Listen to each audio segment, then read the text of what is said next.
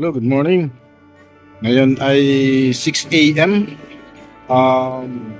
Biyahe tayo ng Cabindoro. So, papatangas tayo. Initial plan ito, dapat 2 a.m. ang take off ko eh. Pero tinanghali na. So, nag-breakfast muna tayo dito sa Christie's Bulalo. Marami silang mga options ng pagkain dito. Breakfast na muna para tuloy-tuloy na biyahe ko hanggang Batangas. Medyo tinanghali na pero wala namang hinahabol. Di naman nagmamadali. Okay lang. Chill-chill lang tayo. Alright, itong Christie's Bulalo, panalo din ang kanilang gotong Batangas dito. Yan ang tinikman ko. Maraming option na pwedeng pagpilian. Okay, tara, ride safe, biyahe tayo. Ayun nga, pagkatapos natin kumain dun sa may DOST, sa Bikutan, 5 kilometers pa lang natatakbo natin. Ito, sukat pa lang, antok break na agad. Anong araw tayo darating ng Batangas na ito? Signal BGC na lang yung biyahe ko ah. Okay, sige, antok break lang, 5 minutes, then let's go. Okay, time check. 6:45. Alabang pa lang ako. Hindi na excuse yung traffic eh, kasi Sunday ngayon, walang masyadong traffic eh. Talagang yung antok, ang malakas umugis ng oras sa akin, grabe. Galing sa signal, 2 hinto ka agad ako. Dito nakapag-warm up. Okay, sige. Basta importante sa safety tayo. Ingat. Okay, tuloy tayo. Bye-bye. Time check, 7:30. Eto, kabuyo pa lang tayo. Talagang, itong tinatawag na bayan-bayan ride. Bayan-bayan ride kasi kada bayan, humihinto ako, antok ako. Yung mga nagbibisikleta nga, halos kasabay ko lang eh. Kada hihinto ako at magpapahinga sa antok. Maya-maya, nandyan na sila. Ma-overtakean ko. Sunod na bayan, naantokin ako. Maya-maya, nandyan na sila. Ayan, pagpatuloy natin. Basta ingat lang. Itong bayan-bayan ride natin.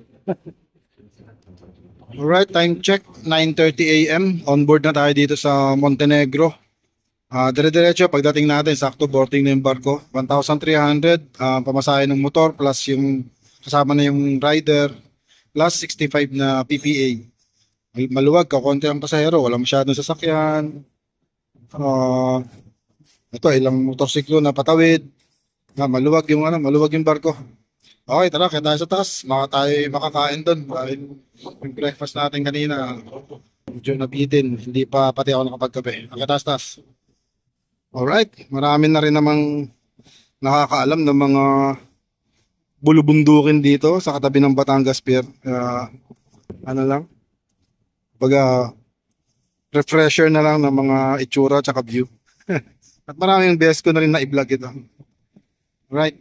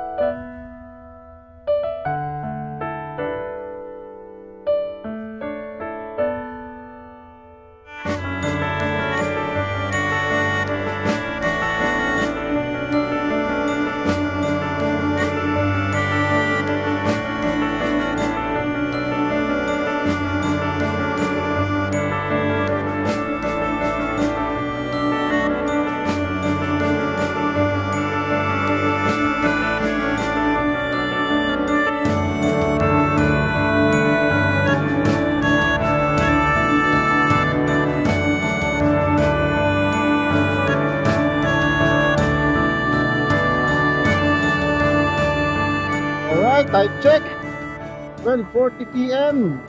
Touchdown tayo dito sa Calapan Port. Okay, ang plano ko is daan muna doon sa Mabuhay Pansiteria. Favorite na kakainan ko yun. Talagang parang hindi ko papalampas na hindi makakain dun sa Pansiteria pag nandito sa Calapan.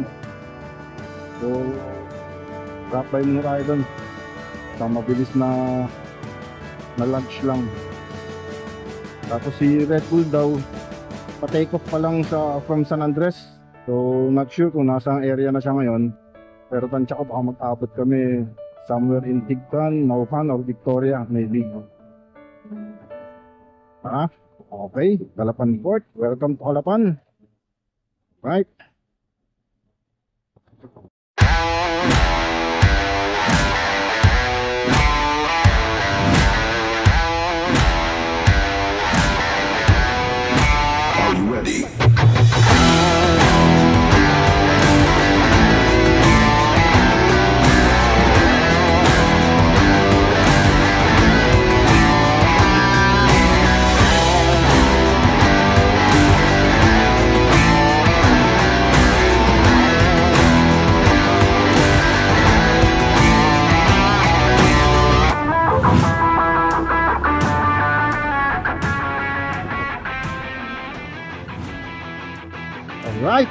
ito, dito na tayo sa Mabuhay Pansiteria.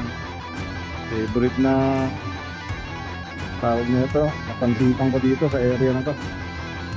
Ayos na. Ay, kaso sarado. Sarado pala pang linggo, yun lamang. Siya, ay maghanap naman na ibang kainan. Wala. Sarado pala ang linggo.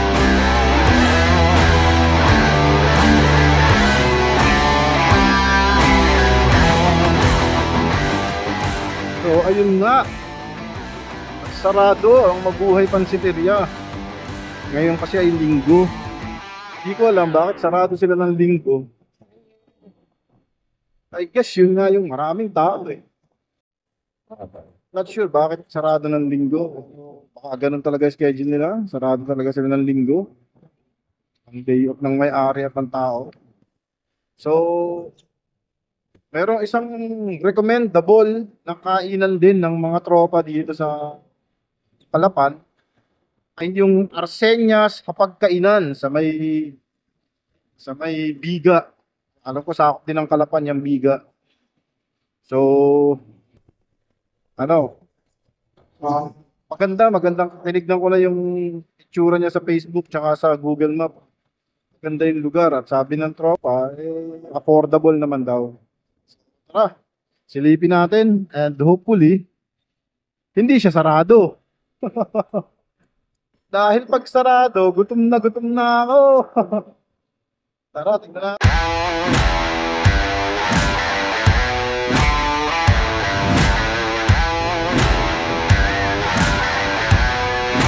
Are you ready?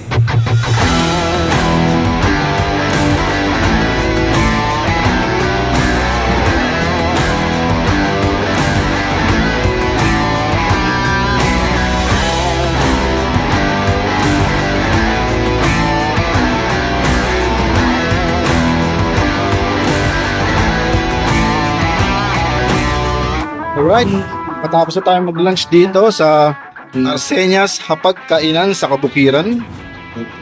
Panalo yung place. Recommendable talaga. Maganda yung place, ang ganda ng ambience, panalo yung food.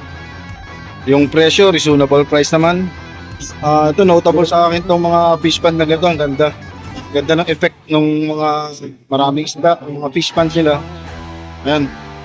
So dito sa mga papadaan dito sa Calapan, Biga, Calapan, recommendable to. Arseñas Hapagkainan sa Kabukiran. To. Experience nyo. At saka shoutout din doon sa mga crew. Napaka-hospitable ng mga crew. Maayos na usap. Mapag-assist sila. Ayan. Alright. Nabigyan natin ang isang ikot. Ganda ng talagang Kabukiran talaga.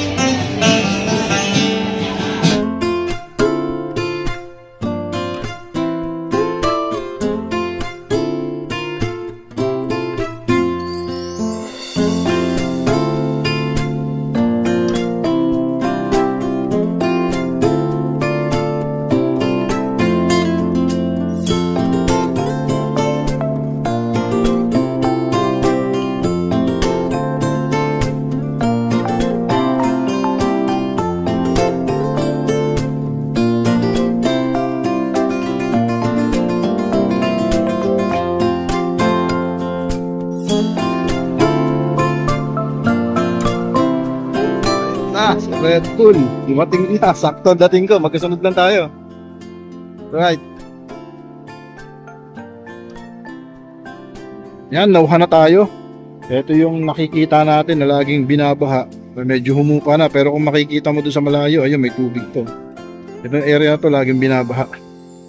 Yan, ito yung isang parang artwork dito sa kanto ng Panauhan. Yan. Ang nakasulat dyan ay Nauhenyo ako. Natakpan lang kasi lalagyan siguro ng decoration na pamastos. Alright, kumain lang si Red Bull. Dito ako tatambay, hintayin ko siya. Nandito na kami sa Victoria. Galing na kami doon sa may Nautical Highway. Kumaan na kami papasok dito sa may Bangunan, Alcate, Tapos dito kami ng Villa Cerveza.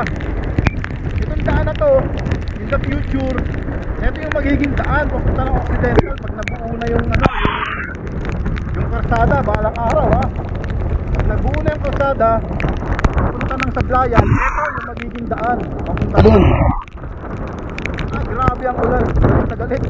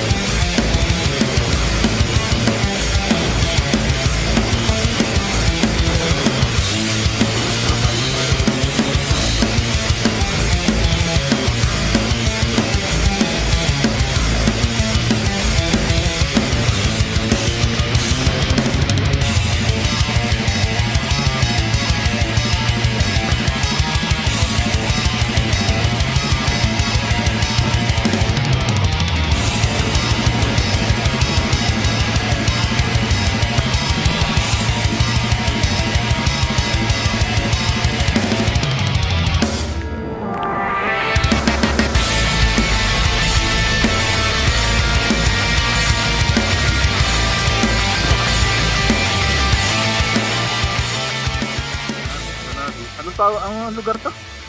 Takot ng Alcate, pero ang tawag natin dati dito? BPI, oh.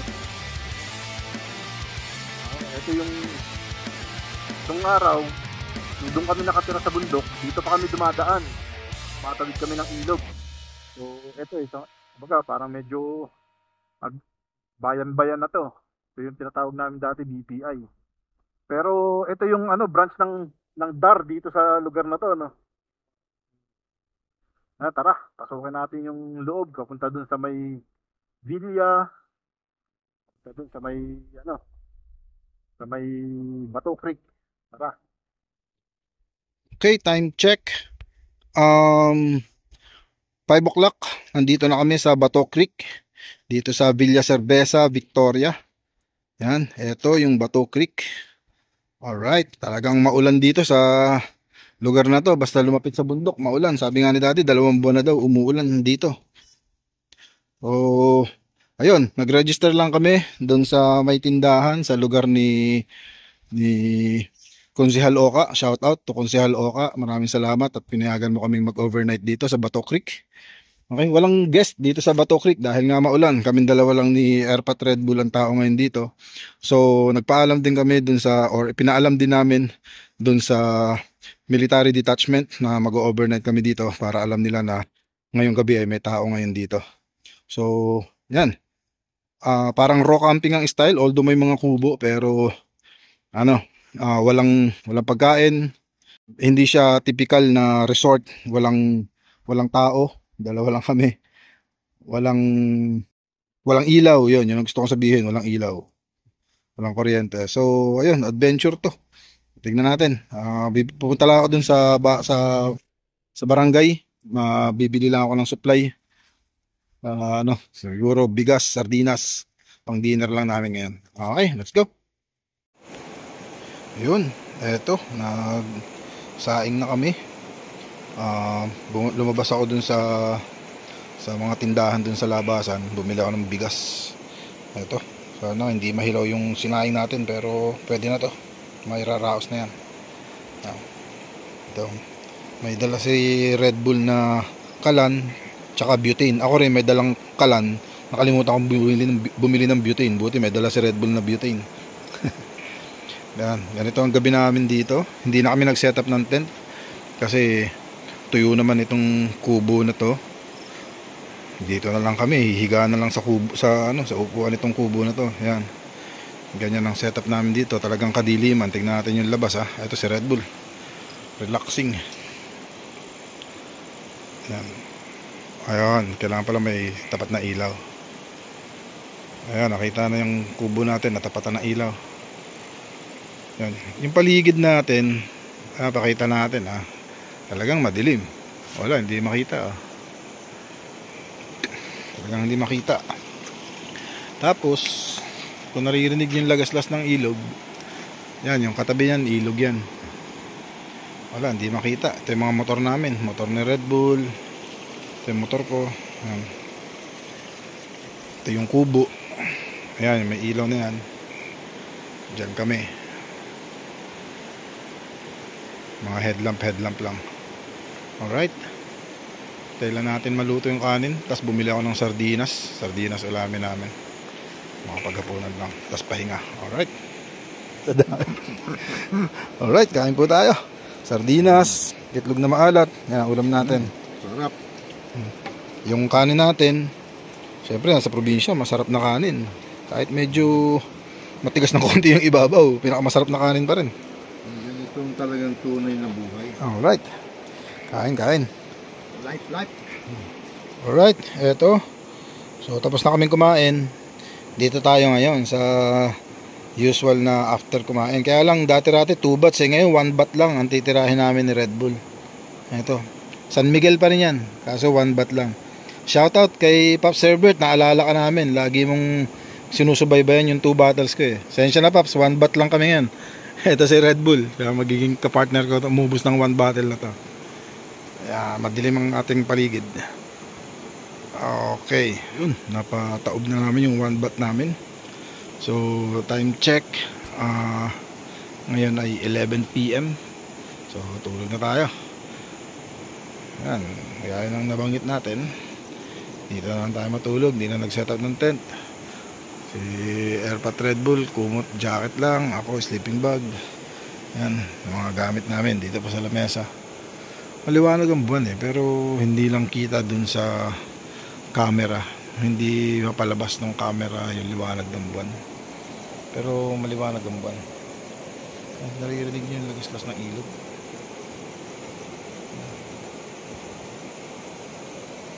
Okay. Sige, tara. Good night. Bukas ulit. Yeah.